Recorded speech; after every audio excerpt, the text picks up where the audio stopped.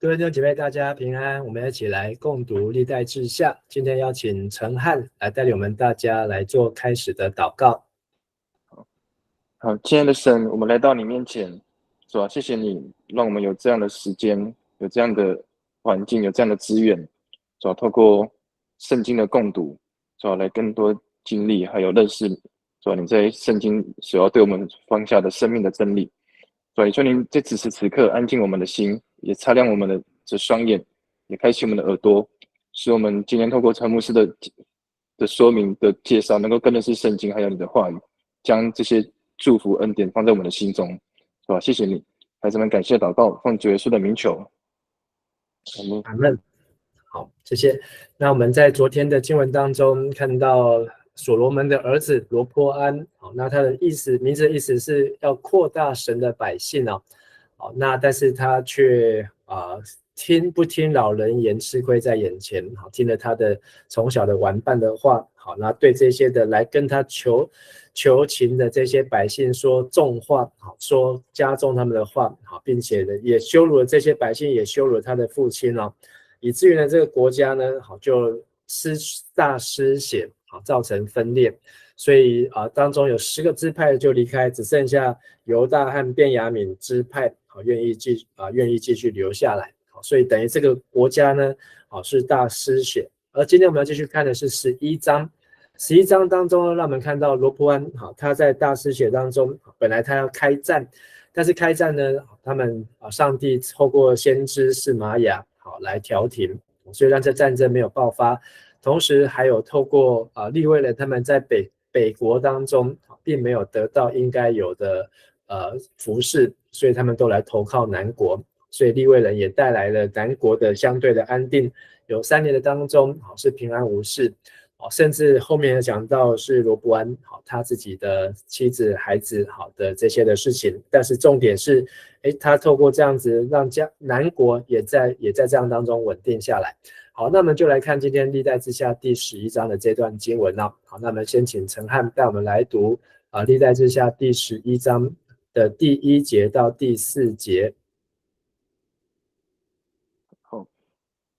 第1节，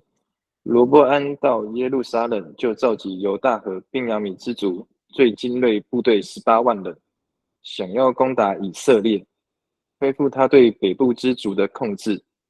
可是上主告诉神的人示玛雅，吩咐他去对罗波安和所有犹大、便雅悯之族的人民说：不要去攻打你们的兄弟以色列人，你们都回家去吧。这次所发生的事是出于我。于是他们听从上主的命令，没有去攻打耶罗波安。那前一章第10章提到罗波安，那他以为他可以继续在北边的事件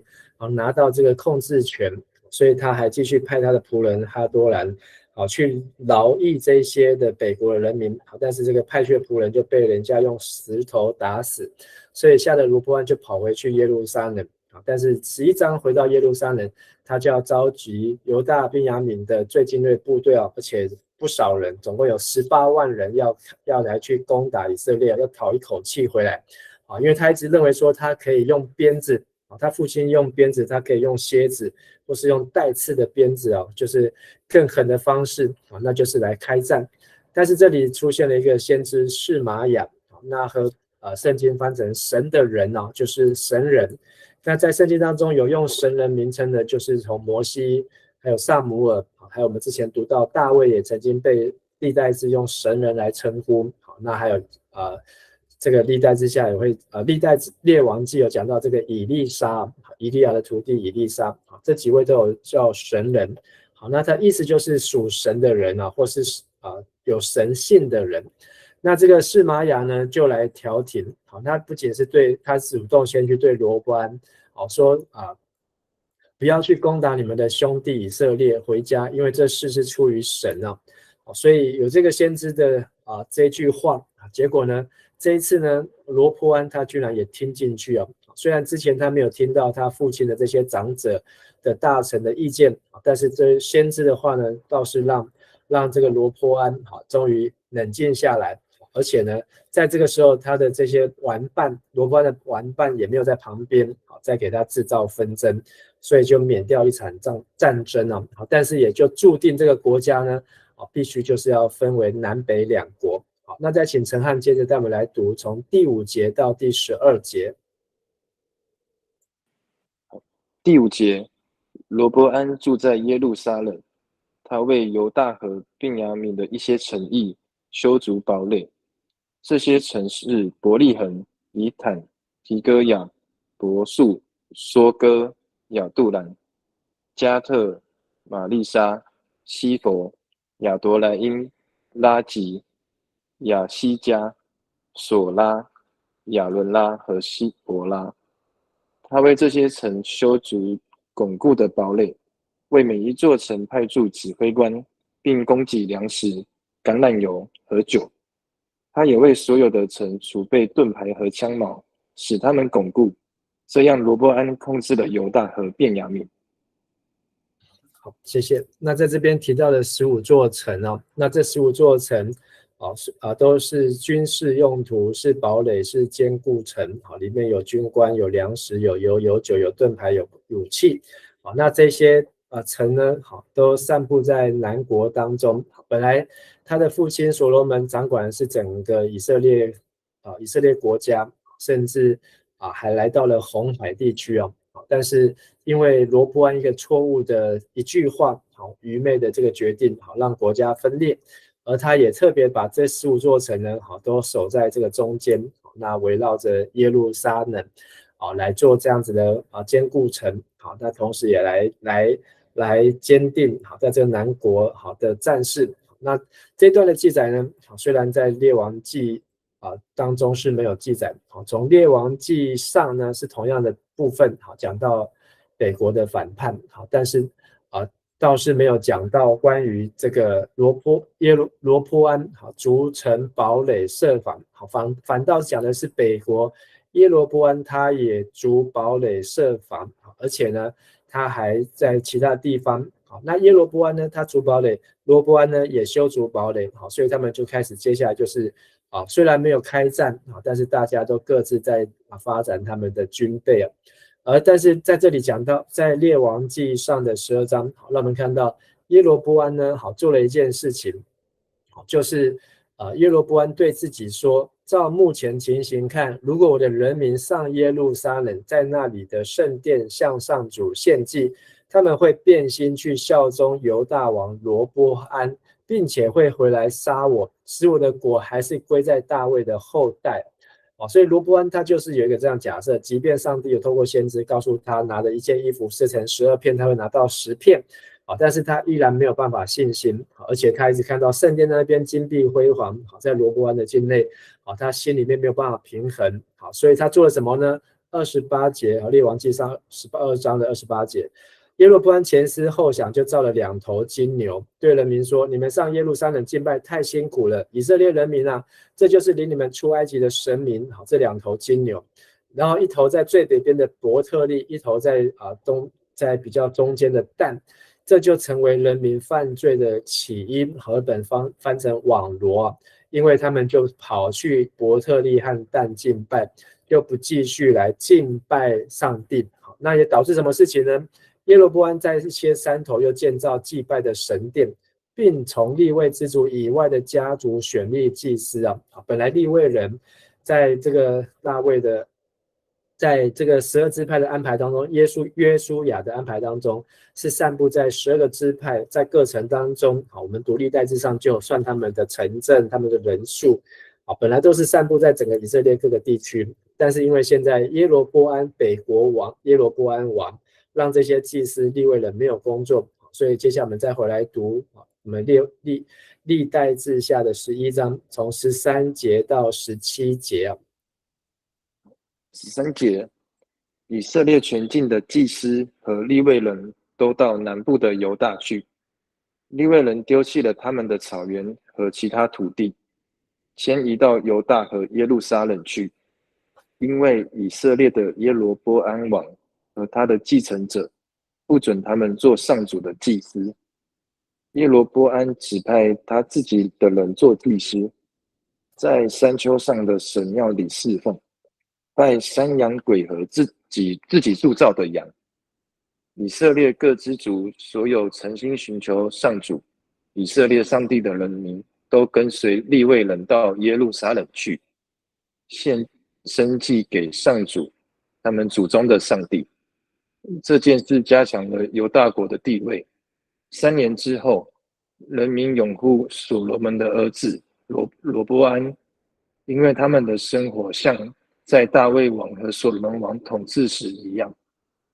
好，谢谢。那在这里提到就是南国虽然筑城罗波安失去了大半江山，但是呢，耶罗波安在北国他也没有汲取教训，甚至呢他也搞不清楚该如何按照上帝的心意来治理这么多的百姓。他因为像扫罗王一样，这种担心害怕让他开始有了破口，有了害怕，然后呢就犯罪，做一些没有信心的事情，为了想要来克服自己的担心。所以我们如果继续读列王记，刚才是列王记上的12章那他就是在这个设了这些的祭司然后设这些的金牛，还设定了日期，然后列王记上的13章就开始讲了一个很长的故事。那这个故事呢，就是上帝透过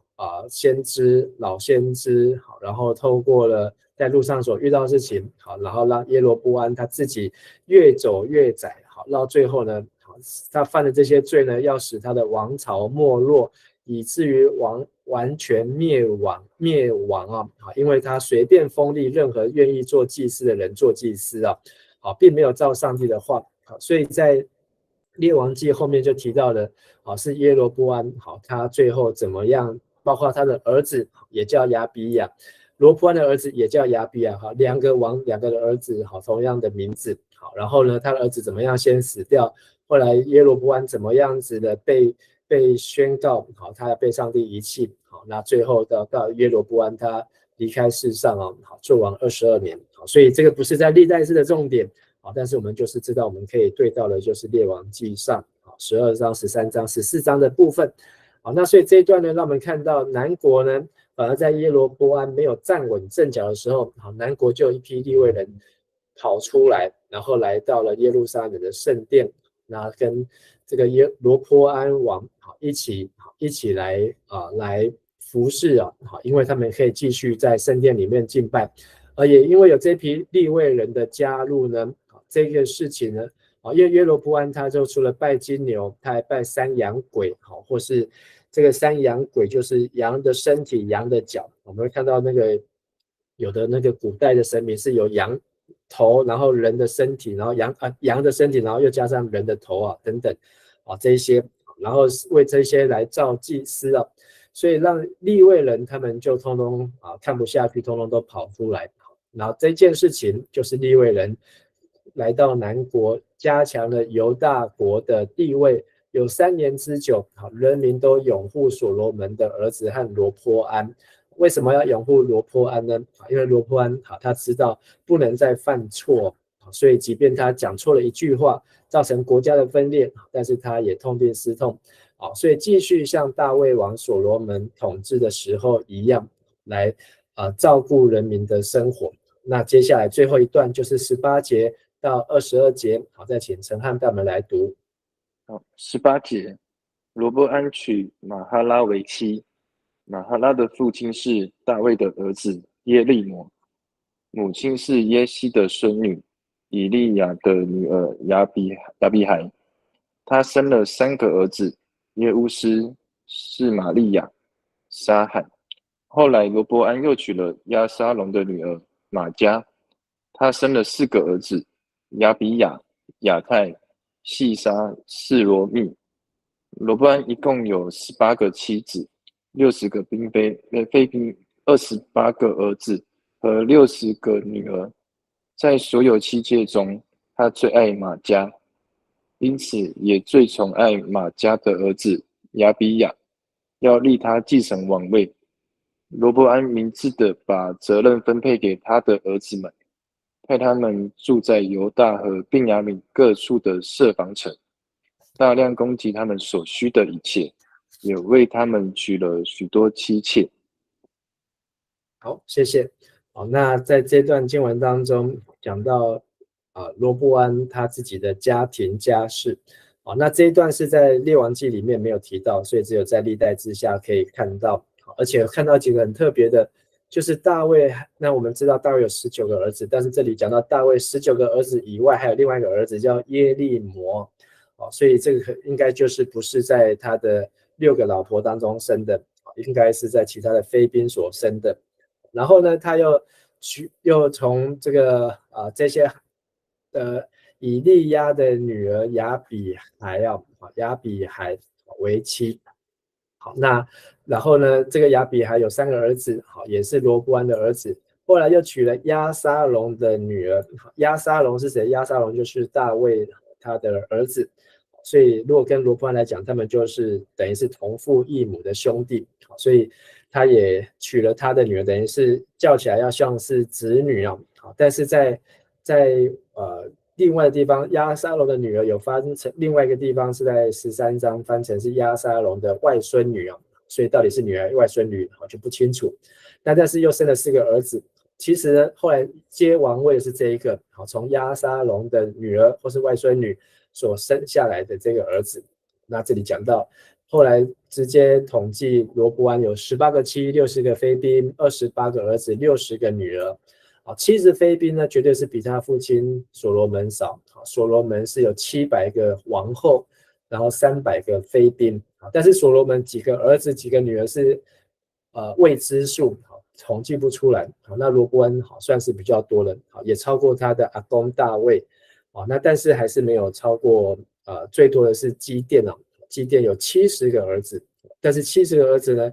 居然也被我们在读士师记的时候，70个儿子也被杀到最后只剩下1个儿子。所以这也是一个很特别的地方。然后呢，女儿比较多，有60个。那他也很宠爱所有的这个妻妾当中的马加，那就是押沙龙的这个血的后代。那所以就透过这个所爱的来立这个亚比亚，他可能不是长子，但是要立他为王位。那这个家庭的部分呢，跟所罗门治理国家有没有关系，我们没有办法看清楚。但是倒是从后面最后这一节23节所罗门明智地把责任分配给他的儿子们，派他们住在犹大和便雅悯各处的设防城，大量的供给他们所需的一切，也为他们娶了许多妻妾。好，那这样我们可以对照耶罗波安和罗波安。北国的耶罗波安，他是用2头金牛，然后开始用这些的鬼啊、山羊啊，然后作为他的心腹，就是成为他的助手，来巩固在北国10个支派当中他的权位、他的权力。但罗波安的做法呢，却是他很努力的结婚、生小孩、生女儿。然后当然刚才我们读到第5节，他也开发了15个住房城，然后呢坚固城，安排军官，甚至呢他也很明智。那和本翻成办事精明。他把他自己的儿女呢，不是留在身边，就是把他们派到各个地方，在南国的境内，包括犹大和便雅悯全地。然后呢也支持他们，也栽培他们，然后也让他们继续可以娶妻生子。就成为整个国家。这也造成了这个南国犹大体制的改变。就是北国呢，他们都是透过一些金牛偶像，然后这一些的非祭司的服饰，然后来造成这个北国的混乱。但是南国呢，反而是罗波安，他透过他自己跟他的生的孩子、儿子、女儿来巩固在南国。所以整个南国可以说都是他也让南国也成为都有很大的血亲关系。所以今天我们读完的这个11章，明天会继续看12章。历代志对这个罗波安的介绍也不算短，不算短。所以明天会看到罗波安他更正面的一面。因为我们知道历代志就是在被掳归回之后，要加添这一些被掳归回犹太人的信心。所以他们即便看到他们的王做了很多的软弱败坏的事情，但是还加添了信心。但是我们还是要挖一下，我们看一下这个列王记怎么讲罗波安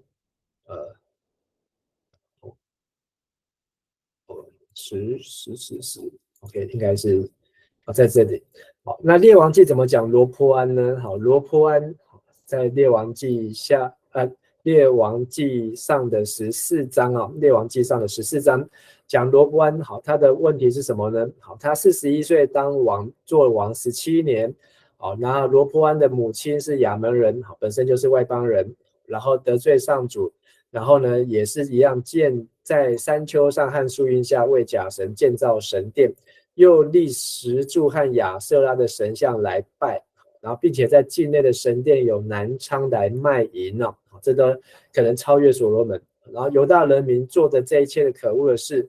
正是以色列人民进入这地前被赶逐的外族人，就是迦南地的人，原来这些迦南地的原住民所做的，效法他们。所以呢，这一段呢，在讲的是在罗波安刚刚当王没有多久，对这国家用错的方法，可能也学习了所罗门后来晚年所做的事情，才会有这个25节之后的事情啊。这段就是明天我们会读的第12章，那罗波安才学了教训呢。好，所以我们今天读的这一段呢，也是看到罗波安他的不同的面向，但是不同的转变，但是他画的重点和北国的耶罗波安画的重点刚好不一样。罗波安的名字就是扩大我的百姓啊，耶罗波安的名字意思是夺取我的百姓，一个是扩大，一个是夺取。所以罗波安的名字就是他怎么样把南国犹大扩大，变成神的百姓。那耶罗波安呢，是把上帝的百姓夺过来，但是又怕他们去亲近上帝，把这些百姓想要占为己有，所以变成耶罗波安的网罗，他用了金牛，不仅是害了百姓，也害了自己，也害了自己的儿子。盼望我们从这么多的历史的故事，或是历史的这些教训当中，也成为我们的提醒，也让成为我们的这个更有智慧，知道怎么样子自己还有帮助我们的下一代、后代、晚辈，能够正确来敬拜神，不要担心害怕，就用错误的方式。我们一起来祷告。阿爸父神，我们感谢你在今天的经文当中，让我们可以对照罗波安、耶罗波安两个刚刚当上王位